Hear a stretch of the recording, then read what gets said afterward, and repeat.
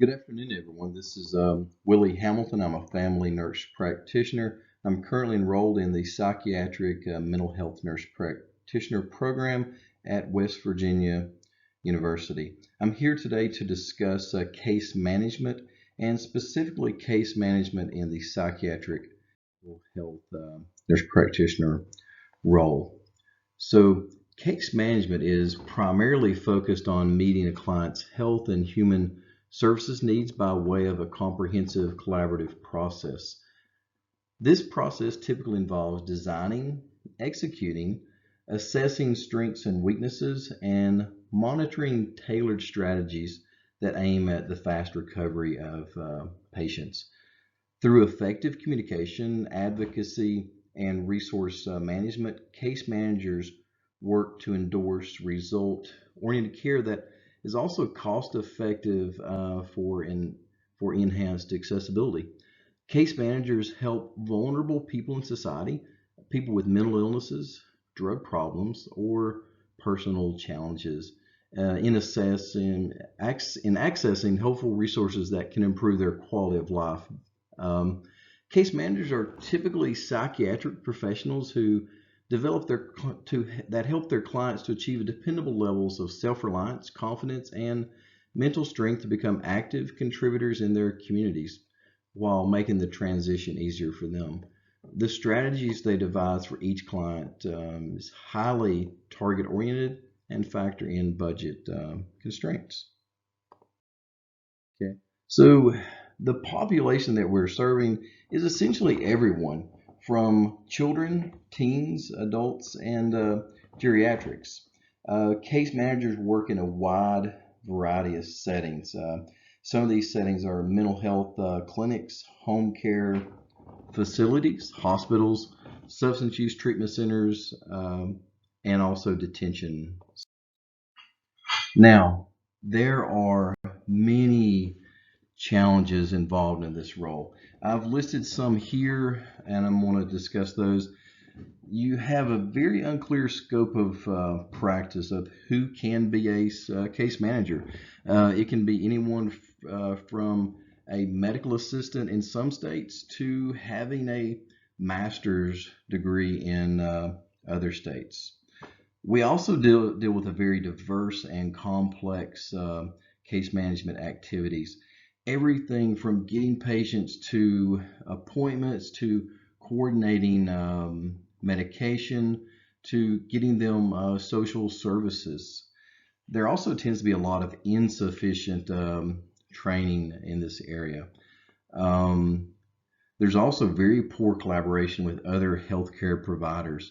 When you're dealing with social workers speaking to a psychiatrist, to speaking to the primary care physician, to speaking to the pharmacist, not everyone tends to get on the same page, or it's not very easy to get a hold of another person. And finally, we deal with clients that have a very dynamic relationship. Um, they have a lot of mental illnesses from anxiety to depression, bipolar disorder, schizophrenia, schizoaffective disorder. They're not always the best at communicating. So let's discuss education a little. Now, typically, most people that get into case management have to have at minimum a bachelor's degree, and then many areas require a master's degree in social work or psychology. However, like I mentioned before, this varies from state to state. Now, let's kind of go into the mental health case management process for a second.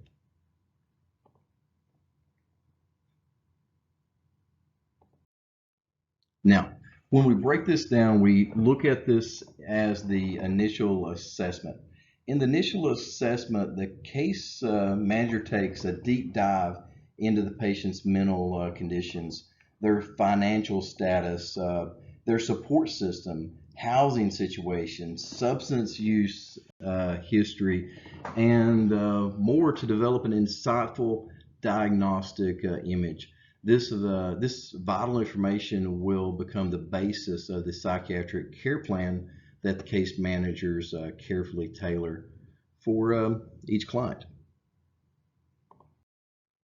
Now, when we look at the strengths evaluation, in this step, the mental health case managers, they identify the positive aspects of patients' personalities that can be used to help them return to society as active, positive contributors. The case manager acting in a counseling capacity also helps the clients use their personal strengths to make their recovery faster and more effective and permanent for a smooth social reintegration. Now, when we talk about follow-up care, it is crucial for case managers to monitor and keep a close check on the client's progress throughout each step of the recovery process. It's usually in the initial assessment that the professional mental health case managers come to learn about the intensity of follow-ups that each client would require, and only a rigorous follow-up will ascertain how well the recovery plan is working for each individual. Okay, now we start getting more into ethical dilemmas. There are several ethical dilemmas that I've outlined here. First of all, when we look at honoring client autonomy. So, although the client has a legal right to behave in a particular way, it may be difficult for us in our duties as a case manager to honor this right if you believe the individual is acting foolishly or irrational, but we have to always respect their autonomy. Now, when we look at our own personal bias, we may have biases that we've developed over a lifetime where we don't actually think that the patient is doing what we would do, but we can't project our own bias on that patient. Now, another ethical dilemma I came up with that I sometimes face in my own practice is manipulation. I find that sometimes my patients will try to manipulate me for some type of gain. Now, when I do notice that, I have to not manipulate them. I have to address this at this time and let them know that I feel that they are manipulating me. Another area that we tend to deal with quite a bit in our patient population is the judicial system. And there's a lot of ethical dilemmas there, whether the patient is doing something illegal or they're actively running from the law. It's not like we can call the police and have them arrested in our clinic. We have to take ourselves out of that judicial system.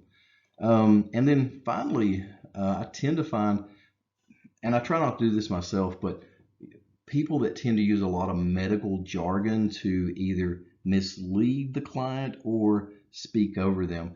So I found it's very important to try to address these in language that the patient tends to understand.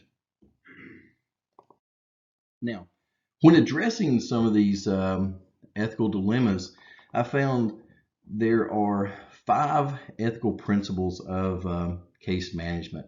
Now, the first one is autonomy.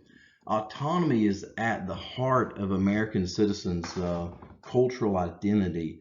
Honoring it means that you respect one another's choices, decisions, and behaviors as long as they are lawful and then doesn't pose an unreasonable risk of injury to the individual or others.